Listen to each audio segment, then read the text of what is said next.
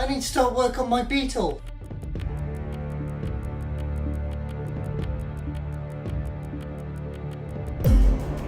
The chassis. Hold it upside down.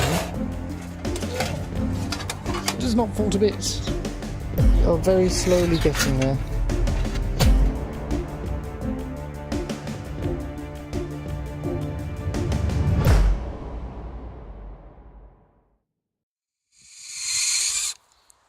That went too easy. What have I roped you in to do? Drilling. Drilling.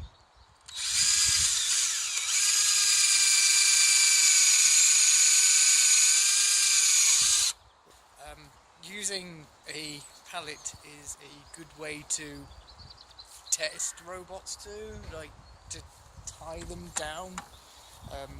PP3D Carbide, they were tested on pallets and everyone in a 5-mile radius ran away in case something went horribly wrong.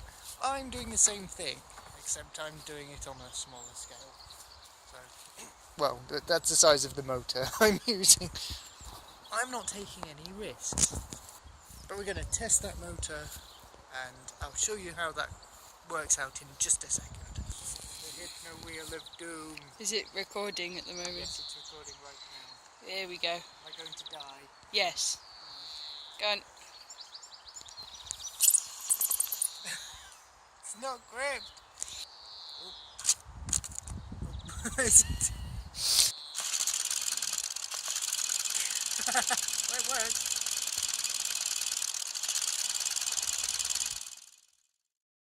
So we know the motors work, but we need something to add to the motors to make the robot actually move forward. And that's why we need to get some wheels. The original idea I was going to use was I was going to get some Bainbot wheels. So if you don't know what Bainbot wheels are, they are, well, they're wheels, but they're more specifically used for robots and robotics projects like that.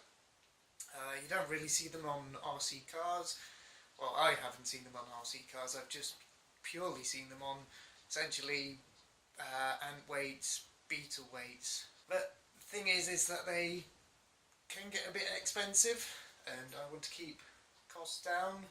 So let's go to B&Q to get some wheels. Look, I have the car keys. Let's ride.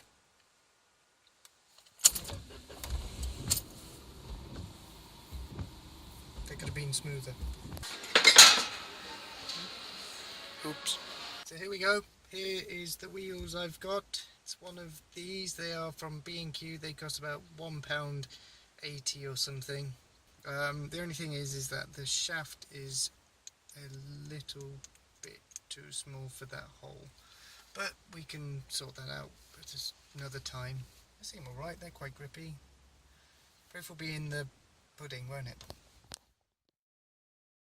Okay, this has just come in the post. It's a box full of interesting things. This is promising. The back tape says Robot Shop. Now I know exactly what these are, but I'm going to open the box live on TV or whatever we're watching it on.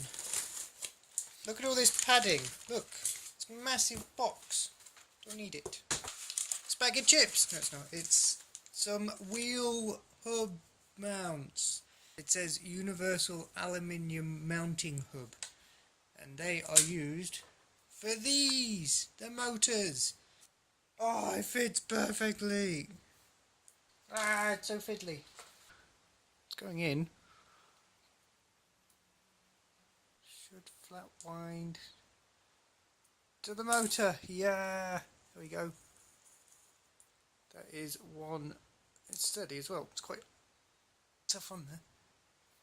Now you know what this means. It means that can now be attached to our B&Q wheels. I'll have to take off this bit in here. We'll do that. Do that with the Dremel. We'll get out some power tools, and then we can probably mount the wheel to that, and it'll be flat and flush. There we go. Okay, so what I actually want to do is, I've got my wheel here, let's grind out the centre of that.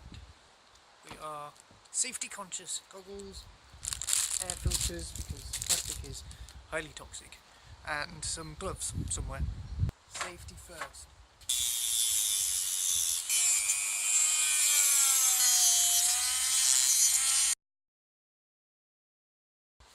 There we go. That was before, and that's after. It actually worked. I'm pleased with it. It's a bit rough around the edges on that one, and that's the second one which I've covered up with tape, but that's only because I've marked out where the wheel hub screw holes will be in relation to the other side. But there we go, two completely flat innards. Is that the way I say it? Now, if you don't mind, I'm going to go inside because it's bloody cold. What I need to do now is I've actually lined up the wheel hubs with the the wheel, I suppose, and tape them in. There's still a bit of give, but hopefully it will be quite accurate with them. I'm going to do that twice with both the wheels, and I'm going to use one of these, which is a power drill. Oh, it seems alright, seems good. Let's see if I go through. So it's done, that's the other one mounted. And now I need to cut down the bolts because they are too long. They work on the motors, which is good. Okay, it's round about midnight, but look, a wheel is mounted to the motor. The wheel is actually fit and it moves as well. Notice that we have forgone the pallet from last time, but it's a bit wobbly. I'm taking that as a success. Nice. Okay, I just want to take a short moment at the end of this video to highlight the actual completed motor and mount and the bracket and all the bits and pieces relating to this. Because I encountered a few hurdles with trying to get it actually sorted out. I bought the mounting hubs, the Pololu, is that how they're called? Pololu universal mounting hubs. The bore in the middle of that is 4mm and it does fit perfectly onto the shaft of the motor. These screws, however, the ones that went through this side, were a bit different. I thought they were exactly the same dimensions, but they're not. And I had to buy 2 loads of different screws before I realised my error. These ones here are actually called 440 UNC, I think they're A2 bolts, and they are different to the bolts that actually go through here, which is what I bought originally. These I think are just standard M3s.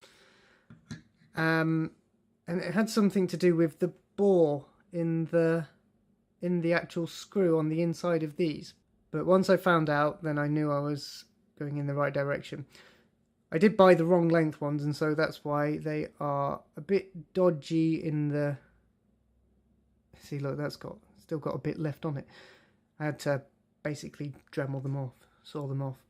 But it worked. I managed to get it mounted onto the motor, like so. And that's how that one goes. And the brackets as well. I never mentioned the brackets. These were cheap as chips off Amazon. They work perfectly. I did actually forget that I bought a load of these, and then I bought a load more. So I actually have a load of them lying around. But they're good. They're made for these motors, for these 12-volt hobby motors. Oh, look, it's very rigid. It's very rigid. Like I say, I didn't find much about the mounting hubs.